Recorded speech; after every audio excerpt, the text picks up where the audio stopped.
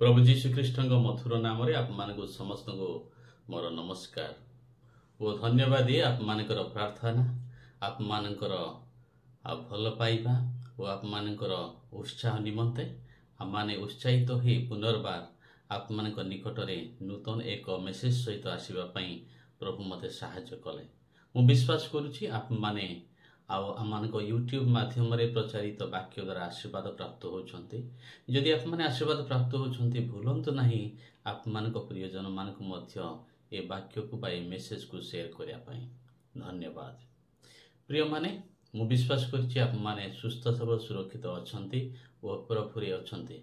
आसंतु आज जो टॉपिक बा शीर्षक आम माने शिखिबा जाऊ अच्छे आउ ताहा मु आप मान निकट रखा चाहूँगी स्वर्ग और पृथ्वी सृष्टिर पूर्वर तुमे मनोनीत होइछ।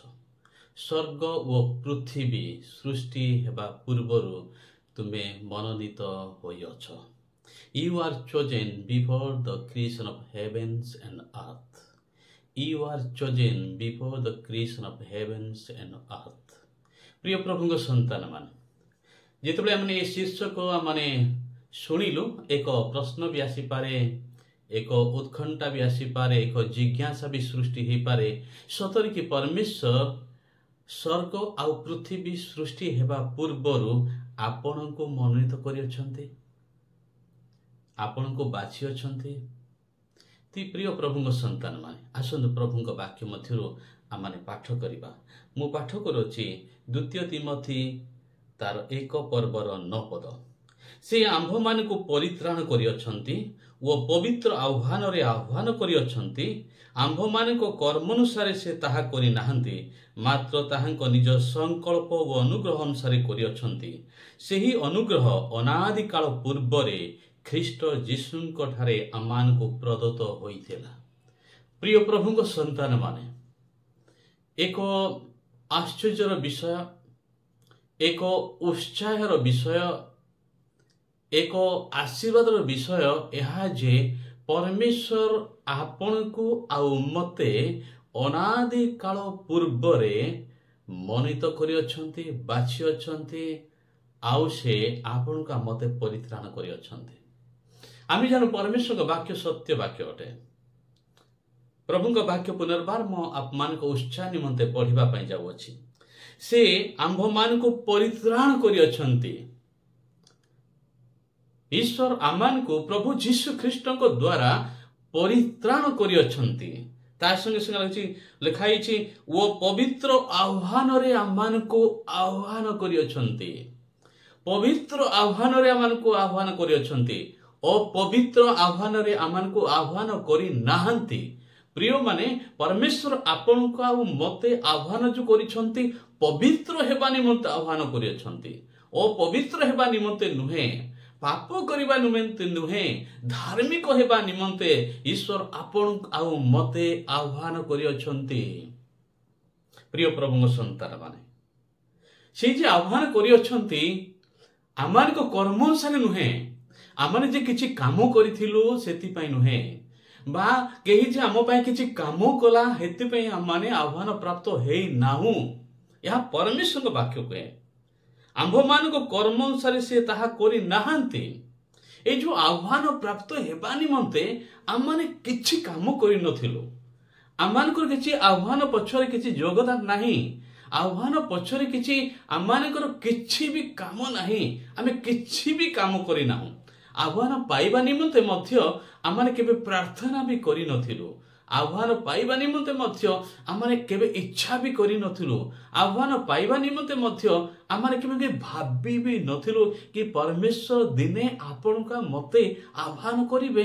या केबे आपण भाबिथिले कि मु अंधकार मध्य यात्रा करथिली मो समस्या हेतु मु आत्महत्या करा जाइथिले आ से समय परमेश्वर मते उद्धार कले तांको परिचय देले एक आश्चर्य प्रकार भाबरे से परिचय देले आ प्रभु जीशु ख्रीष्ट मु ग्रहण करी। तांको योजना थिला जे से मते उद्धार करिवे आ से योजना से दिन करि नथिले जो दिन आत्महत्या करा जाउथले से दिन करि नथिले किंतु से दिन करिथिले जेते परमेश्वर को वाक्य कहे ना कोन कहे ना अनादि काल पूर्वरे ख्रीष्ट जीशुंको ठारे ईश्वर मते अनुग्रह प्रदत्त करथिले अनादि काल पूर्व प्रिय माने एक आश्चर्यर विषय अटे। मोर बयस एबे 49 वर्ष अटे, किंतु परमेश्वर मते आउ 30 वर्ष पूर्व बाछिले। 30 वर्ष पूर्व मु ताहांको परिचय पाइली, किंतु 30 वर्ष तो हेई नथिला ना। अनादि काल पूर्व तो 30 वर्ष नुहे ना। तो आमाने जेते आदि पुस्तक पढ़ू परमेश्वर को वाक्य कहे आद्य परमेश्वर स्वर्ग और पृथ्वी सृष्टि कले। आदि पुस्तक 1 पर्व 1 पद कहे आद्य परमेश्वर स्वर्ग और पृथ्वी सृष्टि कले। In the beginning God created heavens and earth. आद्य रे ताहा, किंतु प्रभु का वाक्य कहे कौन अनादि काल पूर्व रे। अनादि काल पूर्व रे माने जेते से स्वर्ग और पृथ्वी सृष्टि करि नथिले, आउ जेते से स्वर्ग और पृथ्वी सृष्टि करि नथिले सेतेबेले मते ख्रीष्ट जीशुंको ठारे अनुग्रह प्रदत्त करथिले। Praise the Lord. प्रभु का नाम गौरव हो, प्रभु का नाम महिमा हो कि परमेश्वर मते स्वर्ग आउ पृथ्वी सृष्टि न हेबा पूर्व रे मते से बाछिथिले, मते से मनोनीत करथिले, मो पई से निरूपण करथिले जे एई जगत रे 30 वर्ष पूर्वे मु तांगु ग्रहण करी बोली कि। तो अनादि काल पूर्व केबे अटे, किंतु मु केवल 30 वर्ष पूर्व रे तांगु जानिली, किंतु परमेश्वर मो पई जो योजना करथिले अनादि काल पूर्व रे। अनादि काल पूर्व रे माने प्रिय माने आद्य रे परमेश्वर स्वर्ग और पृथ्वी सृष्टि कले। आद्य सेटा, आद्यर पूर्व समय होची अनादि, अनादि पूर्व समय होची अनादि काल पूर्व रे जहा जेतेबेले समय निरूपण ही हेई नथिला सेही समय ही परमेश्वर मते जानिथिले। आज दुनिया हुए तो मते आउ किछि कहि पारे, मु आउ किछि पई परिवर्तन हेली, किए मते कहिले बोली परिवर्तन हेली, किए मते सहाय्य कली बोली परिवर्तन हेली, ओ तो किए मते लांच देले बोली परिवर्तन हेली, ओ तो आउ किए मते प्रलोभन देले बोली परिवर्तन हेली बोली दुनिया भाबुथिबो। किंतु एक रहस्य, जो रहस्य कि मु जानिले कि परमेश्वर मते अनादि काल पूर्व रे ख्रीष्ट जीशुंको ठारे अनुग्रह करथिले जेपरि मु तांको जानिबी, जेपरि मु तांको चिन्हिबी, जेपरि तांको मु ग्रहण करिबी, जेपरि मु तांको बुझिबी।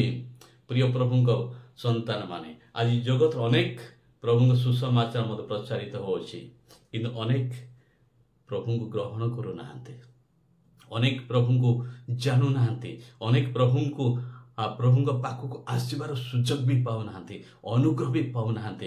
किंतु सेमान मधरे मु पाइछि, सेमान मधरे आपण पाइछन्ती, आपण पाइछन्ती। प्रिय प्रभुଙ୍କ संतान माने जो माने आप माने सुनछन्ती, आपण माने एक निश्चित ज्ञान होंतु जो माने यीशु को ग्रहण करछन्ती, त्राणकर्ता उद्धारकर्ता मुक्ति भाव दाता भाव रे विश्वास करछन्ती। एहा आपणको हेतु हे नाही, आपण किछि करथिले हेतु नुहे, आपण बापा मा किछि करथिले हेतु नुहे, आपण मानकर आउ केही भी किछि करथिले बोली नुहे, बा प्रचारक बा पाळक केही आपनको कहिले बोली नुहे। एहा मिथ्या अटे, किंतु परमेश्वर को वाक्य सत्य अटे कि अनादि काल पूर्व रे ख्रीष्ट जीशुंको ठारे ईश्वर आपनको अनुग्रह प्रदत्त देइथिले, अनुग्रह प्रदत्त करथिले, अनुग्रह देइथिले जे आपण करिवे ना पवित्र आह्वान रे आह्वान प्राप्त हेबे।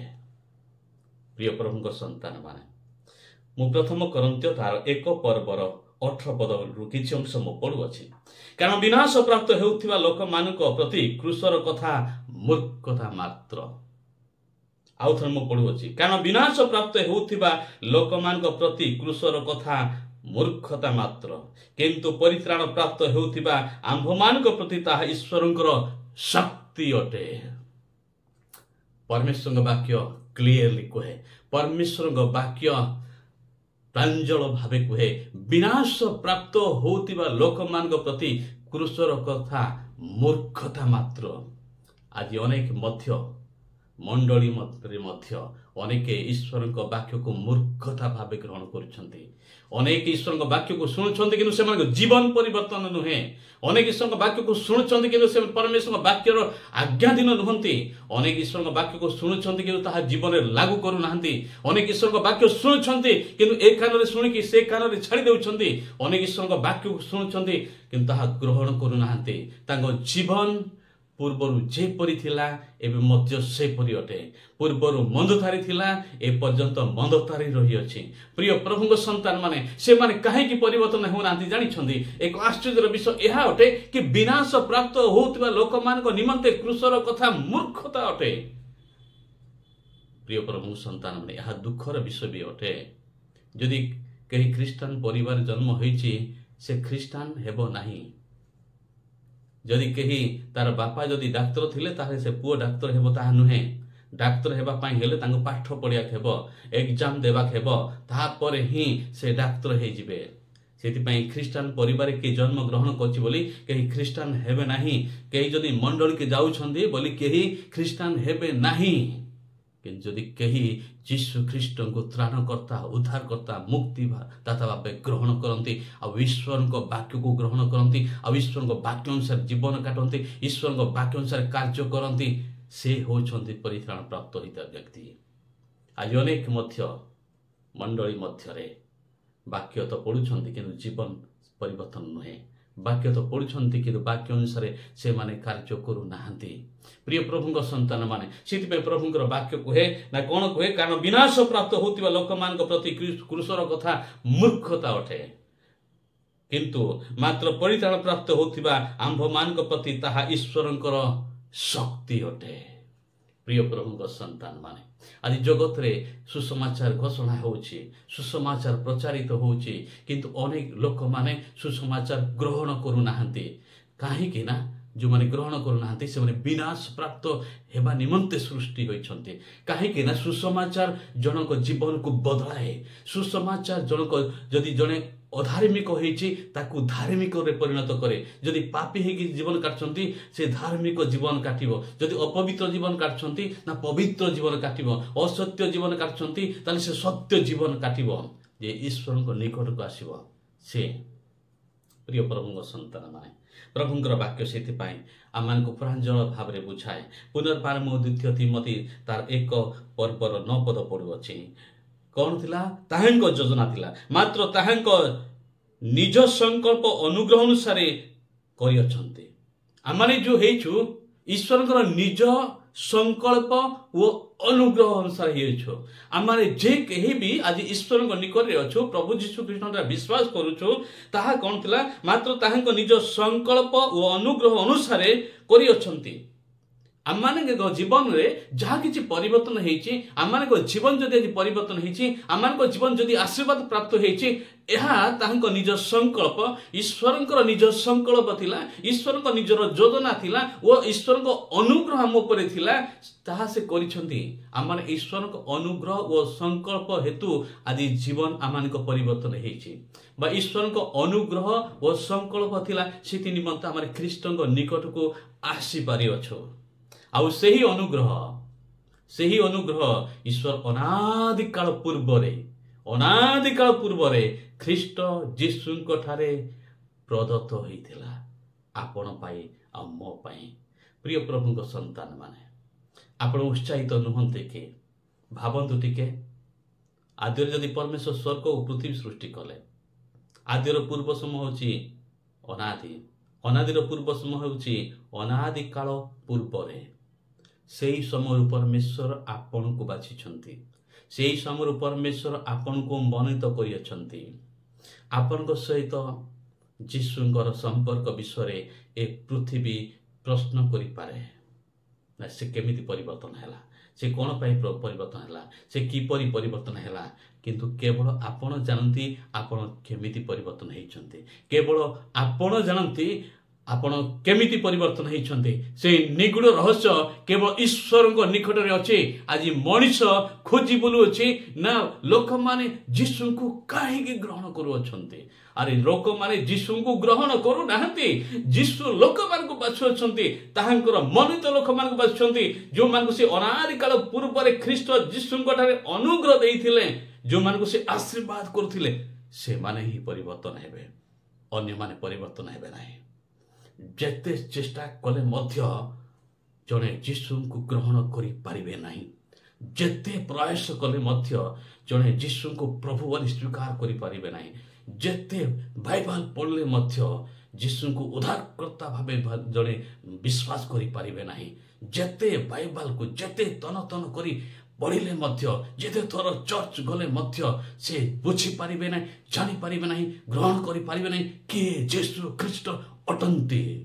कारण विश्वास आम द्वारा ईश्वर प्रति सृष्टि है नहीं, विश्वास पवित्र आत्मा के द्वारा आम मान को दिया जाइछि जे मैं यीशु को विश्वास करी बोले प्रेज द लॉर्ड आमे जीसु को विश्वास करी बोली पवित्र आत्मा परमेश्वर आमान को विश्वास दे अछंते विश्वास कहीं किणी पारे नहीं विश्वास कहीं बिकी पारे नहीं विश्वास कहीं सृष्टि करि पारे नहीं विश्वास कौन सी जगह नहीं आ से विश्वास होचंदी प्रभु जीसु ख्रीष्ट प्रिय प्रभु को संतान माने जीसु ख्रीष्ट को विश्वास करबा द्वारा आमार ख्रीस्टान हे ना हूं अनेक कहती आमाने ख्रीस्टान बोली जोहन 1:12 पद कहे मात्र जेते लोक ताहांको ग्रहण कले अर्थात जो माने ताहांको नामरे विश्वास कले से समस्त को से ईश्वर को संतान हेबार अधिकार देले मु ख्रीष्टन को संतान अटे मु ईश्वर को संतान अटे मु ईश्वर को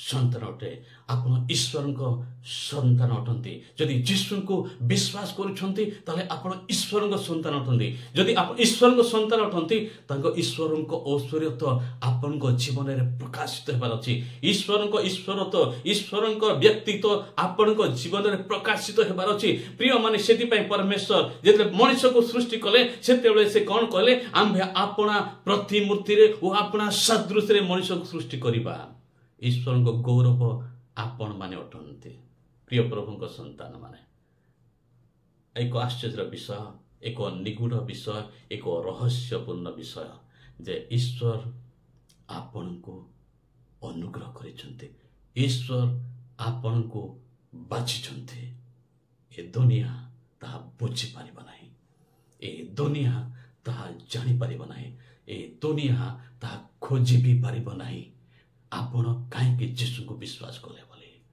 किंतु केवल केवल जहाँ ईश्वर अनुग्रह कर से बुझी पारे जीसु निकट को आसीबा एक आशीर्वाद विषय अटे एक आश्चर्य विषय एक चमत्कार विषय अटे प्रिय प्रभु संतान आपण आशीर्वाद संतान अटंती एफिसियो 2:10 लिखा जाइए कारण आमने ताहांको रचना जे समस्त सत्कार्य आमने करिबो बोली ईश्वर पूर्वरु आयोजन करिथिले आचरण से सब साधन करबा निमंते ख्रीष्ट जीसुंको ठारे सृष्ट अटु एक आत्मसमीक्षार विषय अटे भी हा जदि ताहांको द्वारा माने जदि मनित हेछु ताहांको द्वारा जदि आमने आशीर्वाद प्राप्त हेछु ताले से इच्छा करथिबा कार्य सब माने करिबो से इच्छा कला परि जीवन आमने काटिबो कारण सेतिपाई ईश्वर आपण का मते आह्वान करिसंते सेतिपाई ईश्वर आपण का मते